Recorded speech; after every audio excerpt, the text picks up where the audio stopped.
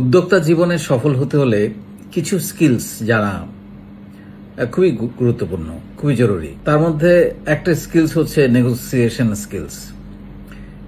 এইটা আসলে যে কোনো পণ্য কিনতে অথবা বিক্রি করতে বা যে কোনো ডিল করতে এটা একটা দুর্দান্ত স্কিলস। যার নেগোসিয়েশন যত ভালো তিনি তত জেতেন।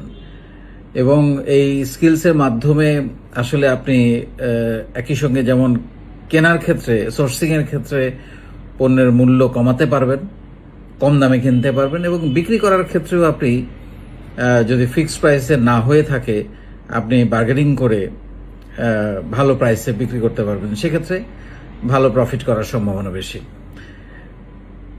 এই নেগোসিয়েশন স্কিলসটা দুর্দান্ত তার হয় যার কমিউনিকেশন স্কিলস খুব ভালো।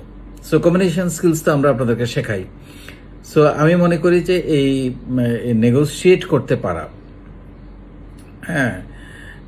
এইটা আসলে আমার মনে হয় যে একজন উদ্যোক্তার খুবই গুরুত্বপূর্ণ একটা স্কিলস, এবং এটা জানতে হবে। আরেকটা হচ্ছে ক্যালকুলেটিভ রিস্ক। ব্যবসা করতে হলে রিস্ক নিতে হবে, এটা খুবই স্বাভাবিক, কিন্তু রিস্কটা যেন ক্যালকুলেটিভ হয়।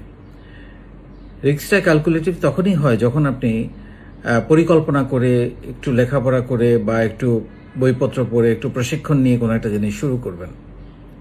তখন এটা আপনার কিছু জিনিস জানা হয়ে যাবে, ফোরকাস্ট করতে পারবেন, আগে থেকে বুঝতে পারবেন, এবং তখন আপনার জন্য রিস্কটা ক্যালকুলেটিভ হয়। যেমন আমি একটা উদাহরণ সবসময় দেই যে আপনি পানিতে নামতে হলে আগে সাঁতার কাটা শিখতে হবে। সো এরকমভাবে উদ্যোক্তা হতে হলেও আপনাকে কিছু বেসিক উদ্যোক্তার স্কিলস যেগুলো দরকার, আমরা যেগুলো বলি, যেগুলোকে না হলেই নয়, কিছু দক্ষতা, কমিউনিকেশন, প্রেজেন্টেশন, লিডারশিপ, তারপরে হচ্ছে একটা উদ্যোগ কিভাবে গ্রহণ করতে হয়, market research, sourcing, planning, implementation, এই সব কিছু, অনেক কিছু, মার্কেটিং, সেলস, এই জিনিসগুলো আপনাকে আসলে জানতে হবে। তারপরে হচ্ছে নিজের সহনশীলতার শক্তি বৃদ্ধি করা। কোন একটা উদ্যোগ শুরু করার পর আমরা অনেক সময় সেটা যদি ভালো পারফর্ম না করে বা ভালো রেজাল্ট না আসে, আমরা খুব অস্থির হয়ে যাই যে এটা ছেড়ে দিয়ে কি আর একটা শুরু করবো কিনা। না, এটা করা যাবে না। মানে এইসব ব্যাপারে খুবই খুবই সহনশীল হতে হবে, এবং আমরা খুব সহজে হাল ছেড়ে দিই, এটাও করা যাবে না। এখানে কাস্টমার ডিল করার ক্ষেত্রে, পার্টনারদের সাথে সম্পর্কের ক্ষেত্রে, এমপ্লয়িদের ক্ষেত্রে, প্রত্যেকটা ব্যাপারে, ইনভেস্টরদের ক্ষেত্রে আপনাকে খুবই সহনশীল আচরণ করে, এই সহনশীলতাটা এটাও কিন্তু একটা স্কিলস। এটা আমরা অনেক সময় জানি না বা বুঝি না, যে বুঝে শুনে চিন্তা করে তারপর সিদ্ধান্ত নেওয়া বা রিয়্যাক্ট করা বা কথা বলা, বা ব্যক্তিগত আবেগ অনুভূতিগুলোকে, ইগোগুলোকে দূরে রেখে প্রতিষ্ঠানের স্বার্থটাকে বড় করে দেখা, কোম্পানির স্বার্থটাকে বড় করে দেখা, এইটা হচ্ছে সহনশীলতা। এটা একটা স্কিলস, এটা খুবই দরকার। এবং আমি ব্যক্তিগতভাবে দেখেছি এই সহনশীলতার অভাবে অনেক ভালো ভালো প্রতিষ্ঠান বন্ধ হয়ে যেতে বা ঝরে যেতে দেখেছি, যেটা আসলে কোনোভাবেই কাম্য নয়। আরেকটা হচ্ছে যে কোনো বিষয় আগে থেকে একটু চিন্তা করা এবং একটু ফ্লেক্সিবল থাকা বা একটু নমনীয় থাকা। যেমন আপনার এরকম ধারণা নিয়ে কোনো কিছু শুরু করা উচিত না যে আমি এটাতে সফল হবই।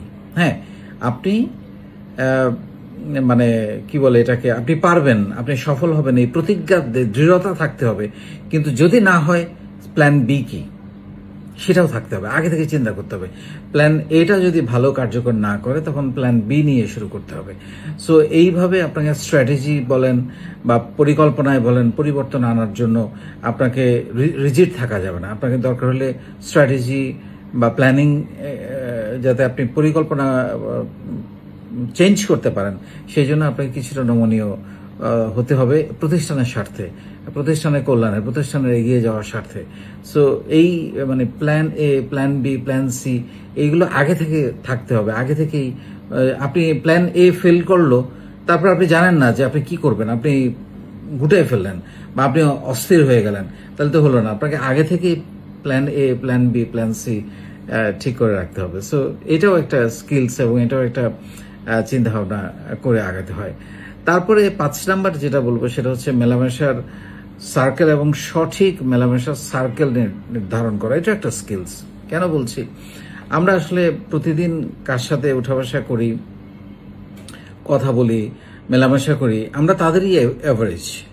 মানে আপনি আপনার চারপাশে প্রতিদিন একটু যদি হিসাব করেন যে কোন 5 জন বা 6 জন বা 3 জন বা 10 জন মানুষের সাথে আপনি প্রতিদিন উঠা বসা করেন, কথা বলেন, আড্ডা দেন, গল্প করেন, সময় কাটান, সেই আপনি তাদের মতোই হবেন।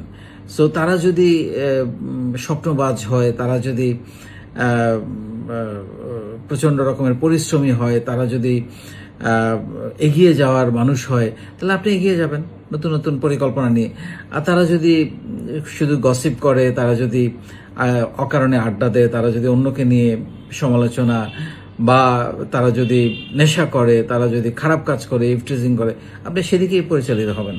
So this are very important যে আপনার এগিয়ে যাওয়ার জন্য মেলামেশার সার্কেল সঠিকভাবে নির্ধারণ করে। এবং এটাও কিন্তু আগে থেকে আপনাকে চিন্তা করতে হবে যে আমি কাদের সাথে মিশবো। আমি যদি উদ্যোক্তা হতে চাই তাহলে আমাকে উদ্যোক্তাদের সাথে মিশতে হবে। আমি যে সেক্টরে কাজ করতে চাই সেই সেক্টরের লোকজনের সাথে মিশতে হবে। আপনি উদ্যোক্তা হতে চান, সবার সাথে মিশতে তো হবে না, আপনার সেক্টর চুজ করতে হবে যে ওই সেক্টরের মানুষদের সাথে আপনাকে মিশতে হবে। সেখানে ভালো করেছে কারা, তাদের জীবনী পড়তে হবে, বায়োগ্রাফি দেখতে হবে, তাদের ফ্যাক্টরি ভিজিট করতে হবে, অফিস ভিজিট করতে হবে, এই কাজগুলো আপনাকে করতে হবে। সো মেলামেশার সার্কেলটা আপনার এগিয়ে যাওয়ার জন্য উদ্যোক্তা হিসেবে খুবই খুবই গুরুত্বপূর্ণ। সো এই 5টা মেথড দিলাম, আই হোপ যে এগুলো আপনাদের কাজে লাগবে। অনেক ধন্যবাদ।